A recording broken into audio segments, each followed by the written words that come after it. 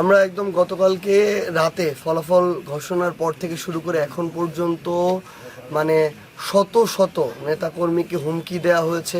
এমন অনেকেই আছে যারা মানে ব্যক্তিগত নিরাপত্তার কারণে এই কথা চিন্তা করে এখন বাড়িতে থাকতেছে না, এবং এমন অনেকেই আছে যারা শত শত নেতাকর্মী সকাল থেকে এই জায়গায় চলে আসছে। তো এরকম আমরা বেশ অনেকগুলো জায়গায় প্রায় 30টার উপরে জায়গায় আমরা এখন পর্যন্ত পেয়েছি যেখানে আমাদের নেতাকর্মীদেরকে আক্রমণ করা হয়েছে। কয়েকটা জায়গায় তাদেরকে রক্তাক্ত করা হয়েছে, তাদের বাড়িঘরে হামলা করা হয়েছে, দোকানপাটে হামলা করা হয়েছে। এই কাজগুলো বিএনপির স্থানীয় পর্যায়ের বেশ কিছু নেতাকর্মী সন্ত্রাসী কায়দায় করছে। আমরা যে জিনিসটা চেয়েছিলাম যে একটা নির্বাচনের পরে যারাই নির্বাচনে বিজয়ী হোক না কেন, তারা তাদের জায়গা থেকে বাংলাদেশের পুরনো রাজনৈতিক যে নোংরা কালচার, প্রতিহিংসার রাজনীতি, এটাকে ছুঁড়ে ফেলে দিয়ে তাদের জায়গা থেকে আবার একটা সুন্দর গণতান্ত্রিক উপায়ে রাজনীতি করবে। যার যেটা দল, যার যেটা পছন্দের প্রার্থী, সে সেখানে রাজনীতি করবে। কিন্তু আমি আজকে বিজয়ী হয়েছি মানেই আমার আর কোনো প্রতিপক্ষ থাকতে দিব না। প্রতিপক্ষকে আমি আক্রমণ করব, রক্তাক্ত করব, মিথ্যা মামলা দিব, হুমকি দিব। এটা হচ্ছে স্বৈরাচারী চরিত্র। বিএনপি যদি তাদের জায়গা থেকে আবার নব্য স্বৈরাচার হইতে চায়, তাহলে আমরা মনে করি যে তারা 5 বছর ক্ষমতায় টিকে থাকতে পারবে না। এটা তাদের পতন অনিবার্য হয়ে যাবে। মানুষের মুখে মুখে এই একদিনে কথা উঠে গিয়েছে অলরেডি যে বিএনপি এই একদিনে যেটা শুরু করেছে, এটা যদি তারা করতে থাকে তারা 2 বছর ঠিকমতো টিকতে পারবে না। পঞ্চগড় 1 আসনে আমরা যখন দেখলাম যে প্রায় 80টা সেন্টারের ভোট ফলাফল ঘোষণা করা হয়েছে, তখনও শাপলাকলি প্রায় 7-8 হাজার ভোটে এগিয়েছিল। চা মানে লাইফটা ভরপুর, চা মানে ইস্পাহানি মির্জাপুর। কিন্তু এই 80 থেকে 155 এরপরে আমরা আর কোনো ভোট সেন্টারে ভোট ডিক্লেয়ার হইতে দেখলাম না। তখন আমরা নতুন করে বেশ কিছু ভোট সেন্টারে আমরা শুনলাম যে সেখানে বিএনপির নেতাকর্মীরা ভোট সেন্টারে ফলাফল দিয়ে আটকে রেখেছে। এইরকম 20, 30, 40টা প্রায় সেন্টার আছে যেখানে 2-3 ঘন্টা ধরে গণনা শেষ কিন্তু ফলাফল ঘোষণা দিতে দেয়া হয় নাই।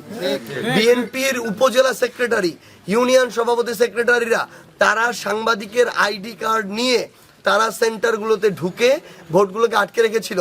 আমাদের ডিসি সাহেব যিনি রিটার্নিং অফিসার ছিল, তিনি এই বিএনপির নেতাদেরকে সাংবাদিকতার কার্ড দিয়েছেন।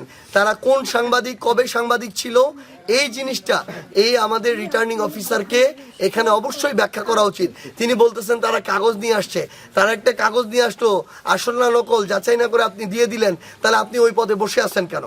আপনি যদি আপনার এজেন্সি দিয়ে এটুকু চেক না করাইতে পারেন, আপনার মাঠ পর্যায়ের যারা কর্মকর্তা কর্মচারী আছে তাদেরকে চেক না করাইতে পারেন যে একটা উপজেলা বিএনপির সেক্রেটারি, একটা পৌর বিএনপির সভাপতি সেক্রেটারি তারা আসলেই কোনো সাংবাদিক কিনা, নাকি ওই দিনটা ক্ষমতার অপব্যবহার করার জন্য তারা এটা ব্যবহার করতেছে, এই জিনিসটা তাদের জানা থাকা দরকার ছিল। যে জিনিসটা আমরা দেখলাম যে হঠাৎ করে 80টার পরে ফলাফল ঘোষণা করা বন্ধ হয়ে গেল। এরপরে 155টা সেন্টারের একসাথে ফলাফল ঘোষণা করা হইতেছে। ওই ফলাফলে যিনি ধানের শীষের প্রার্থী তাকে বিজয়ী ঘোষণা করা হইল। আমরা আমাদের জায়গা থেকে যখন নেতাকর্মীদের সাথে এখন কথা বললাম, পোলিং এজেন্টদের সাথে কথা বললাম, 155টা সেন্টারের যারা তারা সবাই এসেছে, তাদের কথা হলো তাদেরকে অনেক ভোট কেন্দ্রে ভোট গণনার সময় ধমক দিয়ে চুপ করে বসিয়ে রাখা হয়েছে। এমন অনেকে আছে যাদেরকে গালিগালাজ করে মৃত্যু হুমকি দেওয়া হয়েছে, যাদেরকে বলা হয়েছে আজকে নির্বাচনের পরে কালকে থেকে তুই কেমনে বাড়িতে থাকবি আমরা দেখে নিব। এমন তারা তাদের জায়গা থেকে মিথ্যা মিডিয়া প্রোপাগান্ডা করে বিএনপি জিতে গিয়েছে এরকম একটা প্রোপাগান্ডা তারা ছড়ানো শুরু করে প্রত্যেকটা সেন্টারে ভোটগুলো আটকে রেখে তারা তাদের নেতাকর্মীদেরকে দিয়ে এইভাবে আমাদের পোলিং এজেন্টদেরকে বের করে দিয়েছে, ভয় দেখিয়েছে। এবং এই প্রক্রিয়ায় তারা ওই ভোট কেন্দ্রগুলো পরোক্ষভাবে দখল করে নিয়ে তারা 2-3 ঘন্টা ধরে যেইভাবে সেন্টারগুলোর ফলাফল যেই সংখ্যায় দিলে ইঞ্জিনিয়ারিং করলে তাদেরকে অল্প কয়েক হাজার ভোটে বিজয়ী দেখানো যায়, তারা ওইভাবে বিজয়ী দেখিয়েছে। এখন আমাদের 155টা সেন্টারের প্রধান পোলিং এজেন্ট সহ নেতাকর্মীদের সাথে আমাদের কথা বলে মনে হয়েছে যে এই পঞ্চগড় 1 আসনে তারা শুধুমাত্র তাদের প্রশাসনকে অপব্যবহার করে, তারা ইলেকশন ইঞ্জিনিয়ারিং করে এই কয়েক হাজার ভোটের পার্থক্য তৈরি করে তারা বিজয়টা চুরি করে নিয়েছে। কিন্তু মাঠ পর্যায়ে গণমানুষের কাছে তারা কখনোই গণমানুষের ভোটে বিজয়ী হয় নাই। আমরা তাদেরকে এইটুকু বলতে চাই, তাদের যদি সৎসাহস থাকে পঞ্চগড় 1 আসনের সকল ভোট আমরা আমাদের জায়গা থেকে আবার পুনরায় গণনা চাই। তারা সৎসাহস থাকলে এই পুনরায় যে গণনা উন্মুক্তভাবে গণনা হবে এই গণনার চ্যালেঞ্জটা তারা গ্রহণ করুক।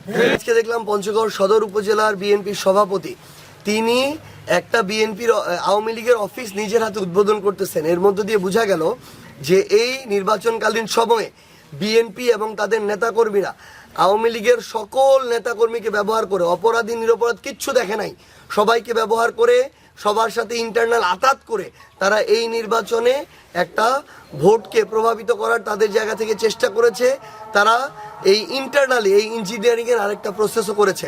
আমরা এটা যে জায়গা থেকে কথা বলতে চাই, কোনো একজন মানুষ যে আগে ধরেন আওয়ামী লীগ করছে কিংবা নৌকায় ভোট দিছে, এই মানুষটা যদি একদম নিরপরাধ হয়, তার বিরুদ্ধে আইনগত কোনো ব্যবস্থা না নেওয়া হয় এবং স্থানীয়ভাবে ওই মানুষটাকে কেউ খারাপ বলতে পারে না, সেই মানুষটা যদি তার নর্মাল লাইফ লিড করে এটা নিয়ে আমাদের কোনো সমস্যা নেই।